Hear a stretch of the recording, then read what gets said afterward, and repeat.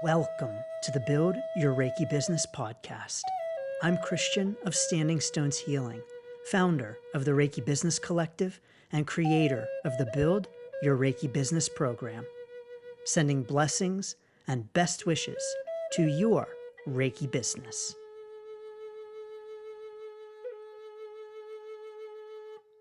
Greetings, welcome, and thanks so much for tuning in to this week's episode of the Build Your Reiki Business podcast.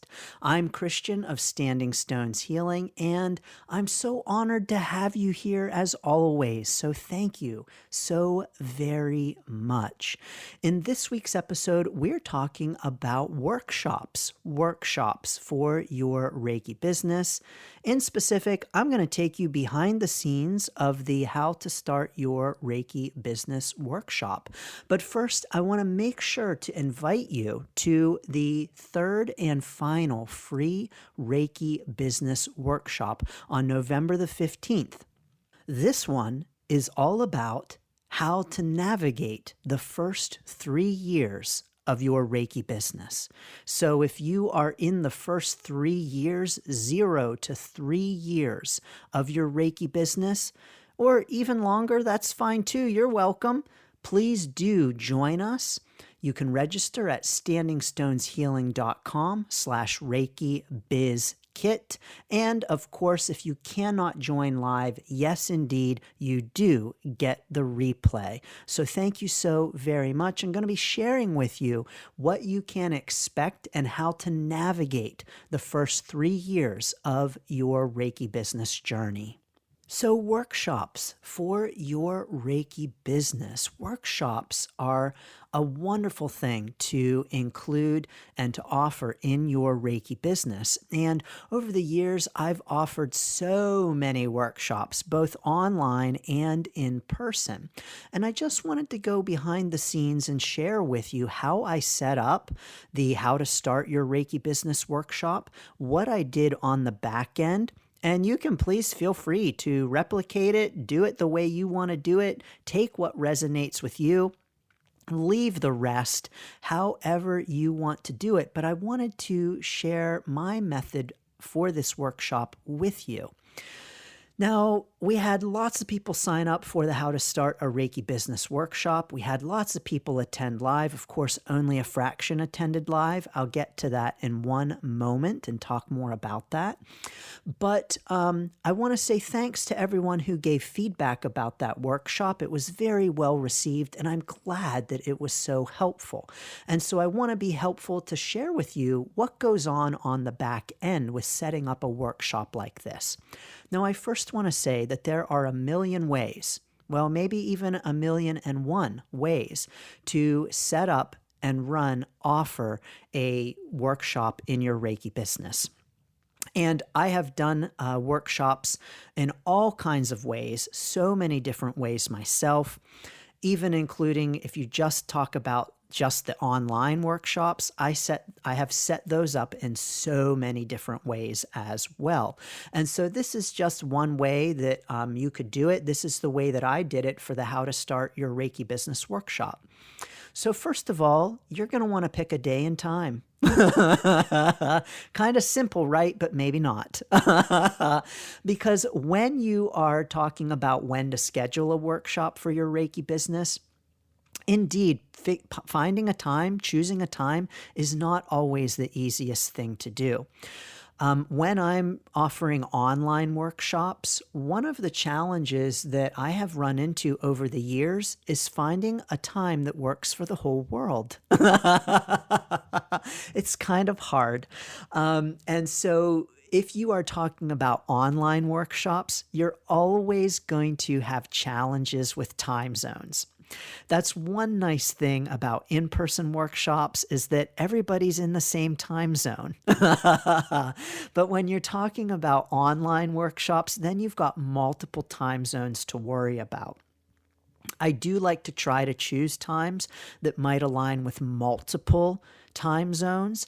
And the time zones that I really take into the greatest consideration are, of course, my own time zone, EST, Eastern Time Zone, Eastern US. Pacific time, and GMT, or London time, UK time. Those are the three main time zones that I really focus in on.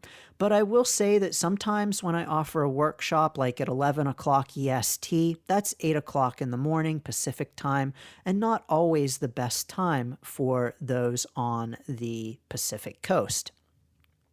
But again, there's no best time for the whole world.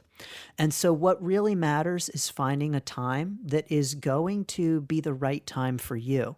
What you don't want is to schedule a time that is a good fit for everyone else, but maybe not such a good fit for you, because you want to feel fresh, you want to feel alive, you want to feel aligned. And so don't be afraid to pick a time that works well for you. 11 o'clock Eastern Standard Time might not be the best time for California residents. I'm sorry to everyone in California. I love you.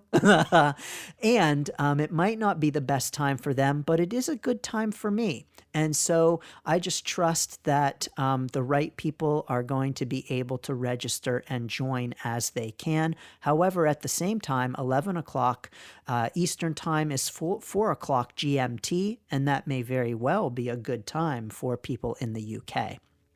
So the first thing you've got to do is choose a day and time. That is what I did. I usually offer my workshops on the weekends. I usually offer them on Saturdays, even most often on Sundays, just because in my experience, I have found that that's a pretty good day. But the truth is that when you get right down to it, there's no best day or time. With the How to Start Your Reiki Business workshop, I decided to offer it on a weekday, knowing full well that plenty of people would not be able to attend live because of their work schedule. At the same time, over the years, I've actually been surprised by how many people a weekday during the day works for. It actually surprises me, quite frankly, that a weekday during the day works for so many people. And so I thought, let's do a weekday for the How to Start Your Reiki Business workshop and for the other Reiki Business workshops I've been offering. And so you've got to first choose a day and a time. Now, the way that you can set this up, there are so many different ways, but the way that I set it up is on Zoom. And this is actually how I run the majority of my online workshops, at least ones that are not open to everyone, in which you need to register. I'll talk about that in a second. You could indeed offer a workshop on Facebook Live, but I offer them on Zoom. So I like Zoom. Zoom is actually really nice because it uses a lower bandwidth than other programs like Facebook Live, for instance. And so while some people might have a challenge with Facebook Live and the stream, you're going to have a lot fewer problems with the stream on Zoom because it uses a lower bandwidth. So I like Zoom and use it for all of my online workshops. So got that set up on Zoom. Of course, there are a couple of ways you can do that. But the way that I do it is just to create a new meeting in Zoom for that particular day and time, and to generate a unique Zoom link for it. Next, what I did for that workshop, and what I often do for workshops, is that I create a form for people to sign up. So it is a sign up form. Now, you can do this in a number of ways. And I'll share with you the way that I did it for the How to Start Your Reiki Business workshop and for the other workshops. But please know that this is not the only way to do it. And indeed, I have done it in other ways in my Reiki business. But how I did it for this workshop was that I created an embedded form with my email sender. And so with many email senders, you'll have the opportunity to create what's called an embedded form. And you create the embedded form in which someone signs up on that form and then gets added automatically to a list that you create in your email sender. So what I did was I created an embedded form in my email sender and created it so that everyone who signed up on that form would automatically get added to a list specifically for the workshop. So that the How to Start Your Reiki Business workshop, when people signed up for that, they automatically got added to that list. And then what I did was I created a confirmation email and set it up so that as soon as anyone registered for the workshop, they would get an automatic confirmation email to say, thanks for registering, and be on the lookout for the Zoom link and reminders. So definitely this is a way to do it. When you create the embedded form on your email sender, depending upon your email sender, they'll give you an HTML code that you can then just copy and paste into your web builder. And that's exactly what I did. So my email sender gave me a special HTML code that I just copied and pasted directly onto the Reiki Biz Kit page. Now, when it comes to sign up forms for something like a workshop, best practice in sign up forms is to have only one sign up per page. And so I did a no-no when I embedded my form for the How to Start Your Reiki Business workshop. I put that embedded form directly on the page to sign up for the Reiki Biz Kit. This is a no-no because when someone goes to a page to sign up for something like a workshop, it's really best practice to only have one thing for them to sign up for so that their energy isn't scattered, so that they're not looking at this and saying, oh, I'm going to sign up for this How to Start a Reiki Business workshop. But wait, there's a Reiki Biz Kit sign up here too? What's that? Oh, what's this Reiki Biz Kit? Let me look at this. And then they go and they look all at the Reiki Biz Kit stuff. And then they are like, oh, I got to go. Or what was I here for? And they get pulled away. They get off task and oops, they maybe don't sign up for the workshop after all, or even they're confused. Like, where do I click to sign up for the workshop? I just want to sign up for the How to Start a Reiki Business workshop. There's this Biz Kit thing here. What's up with this? What am I doing here? So just know that when I did that, that's not the best practice. Now, of course, I fully know that, and I violated the rule anyway. So I'm the kind of person who, yeah, I'll know the rules and I'll still choose to break them. This is one of those instances. And so just know on the back end, from the behind the scenes view, that I did not do it in the way it's supposed to be done, but that's how I did it. And why did I do it that way? Quite frankly, to make my life easier. Because in order to do it the quote unquote right way, I would have had to set up a whole other page for that sign up form. Yes, you can do that. And so you can create a sign up page with your email sender. This is called a landing page. You can set up a landing page with your email sender and do it that way. Again, I just made it easier on myself. I did not feel like creating a whole new landing page just for the How to Start Your Reiki Business workshop sign up. And so I just embedded the form on the Reiki Biz Kit page. Another way that you could do it, and that I have done it, is to just create another page on your website. And I have actually found this with my current email sender. I have actually found it easier to just create a new page on my website rather than to create a landing page. And so I don't care for the landing page builder in my email sender. So I just create a page on my website. Actually, this is also not always the best practice because it adds to that confusing multiple task kind of idea where if you go to my website to sign up for something, you could see, oh, look at all of these other things to click on in the menu, and end up getting pulled away or not signing up for the workshop. So best practice, everyone, is that you have one single landing page for someone to sign up for your workshop there. But again, a million ways to do it, and however you do it, it's totally cool. So they then get an email that says, yes, welcome, thank you for signing up. And then I set it up so that reminder emails are sent out. And I like to send out a couple of reminder emails. So I send out a reminder email 24 hours before, and I set that email to send at the time when the workshop starts. So the workshop starts at 2 o'clock.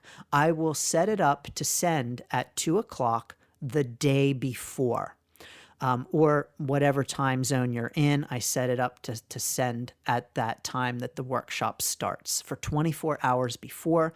That includes the Zoom link.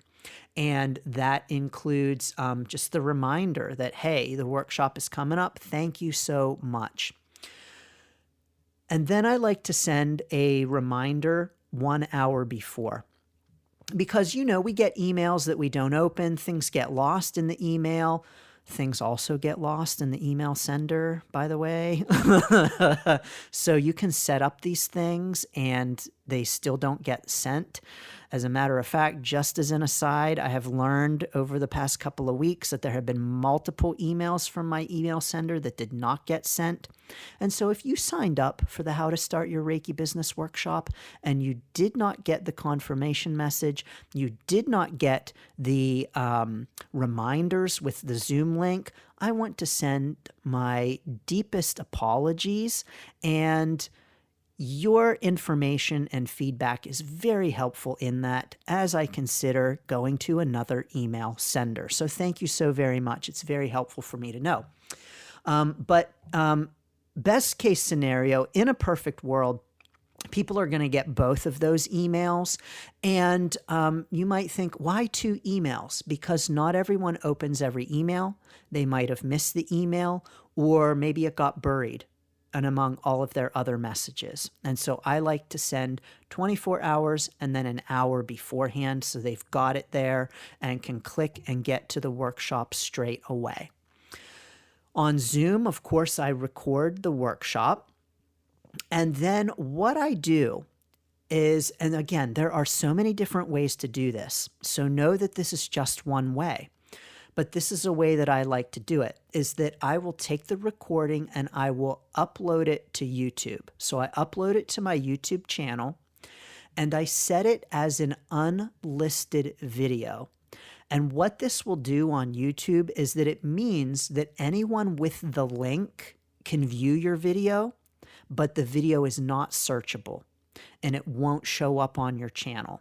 It's kind of almost in effect a hidden video. And so I do this because it's very easy and quick to upload to YouTube.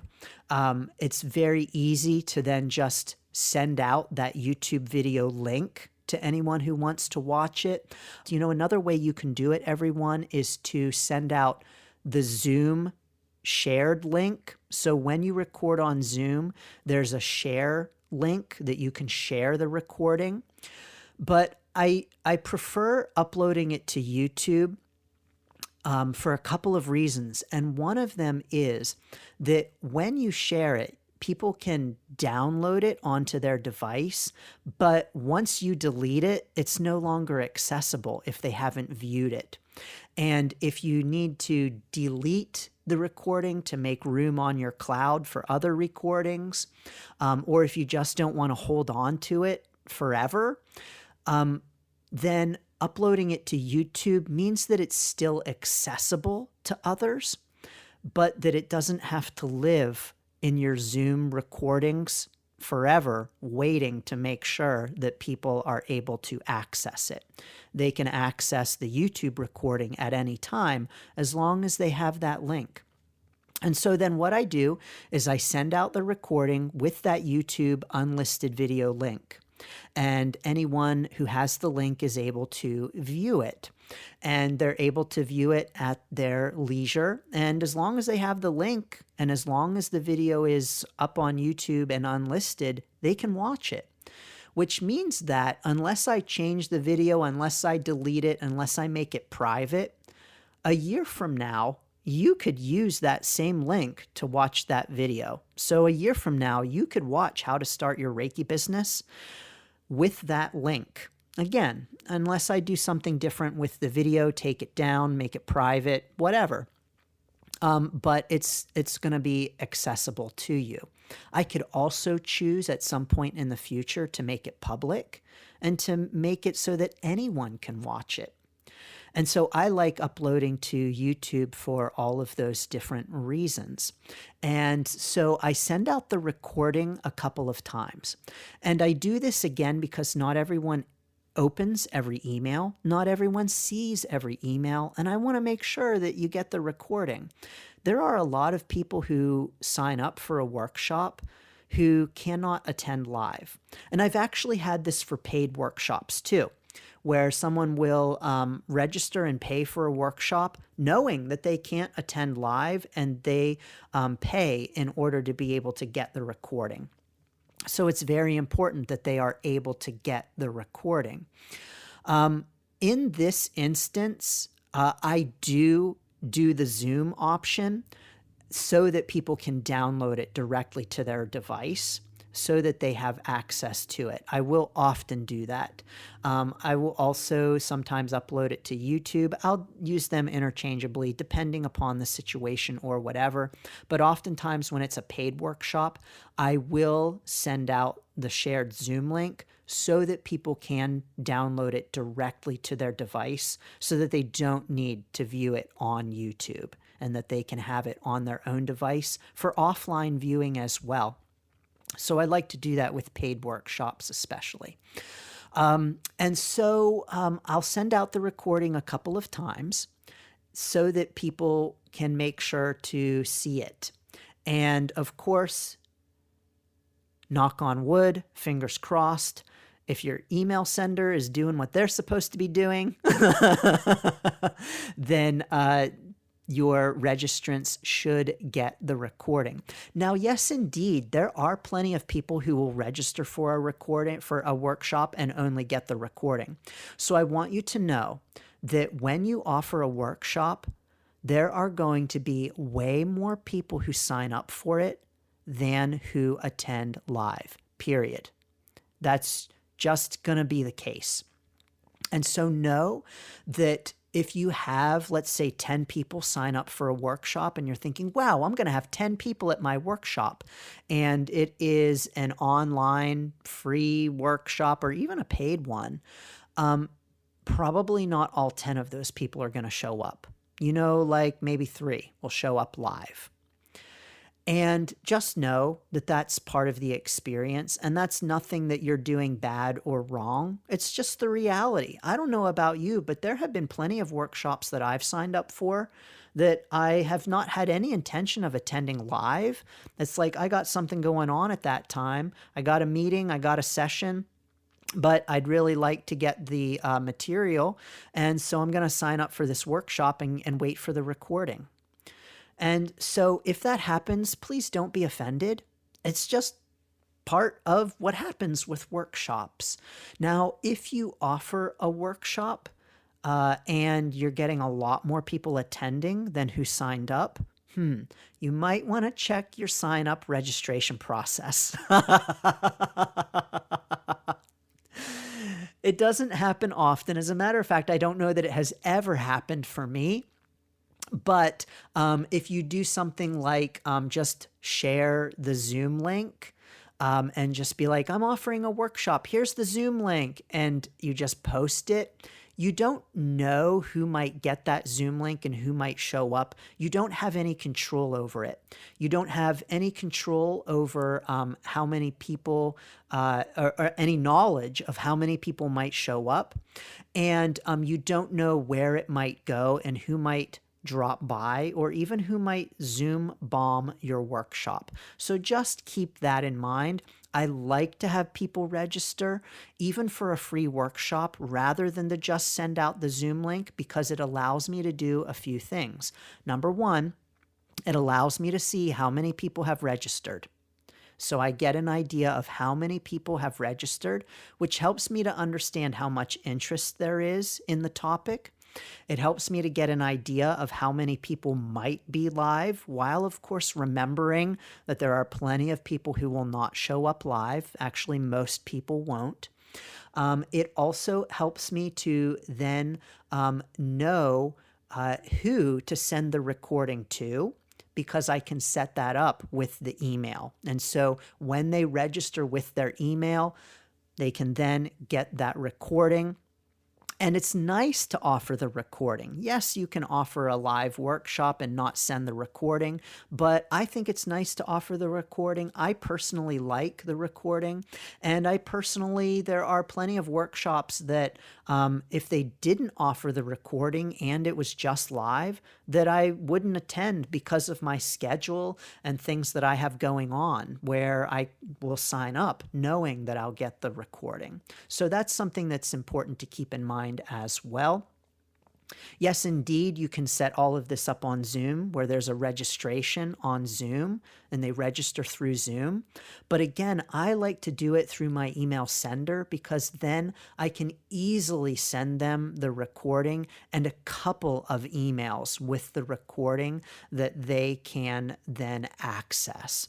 And so more people will get the recording, which is what they want anyway. You know, people are signing up for your workshop because they want the information. They want what you're sharing. And so let's share it with them.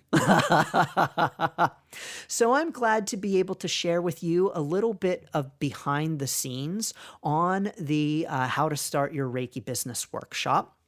And yes, you can sign up for the how to navigate the first 3 years of your Reiki business workshop at standingstoneshealing.com/ReikiBiz. Yes, indeed, I'm using the same exact process for that workshop. So now you know what it looks like behind the scenes. Now you know what's going on. Now you know the magic that I am making with the workshop setup. And now you can know what to expect when you sign up for that workshop. So, do you use workshops in your Reiki business? How do you use workshops? What do you do behind the scenes? There's so much more to say about workshops, of course. We may very well have to have another podcast episode on it, but I just wanted to take you behind the scenes of the How to Start Your Reiki Business workshop. As always, you can get the free Reiki Biz Kit. That's at standingstoneshealing.com/Reiki Biz Kit. Yes, the same page.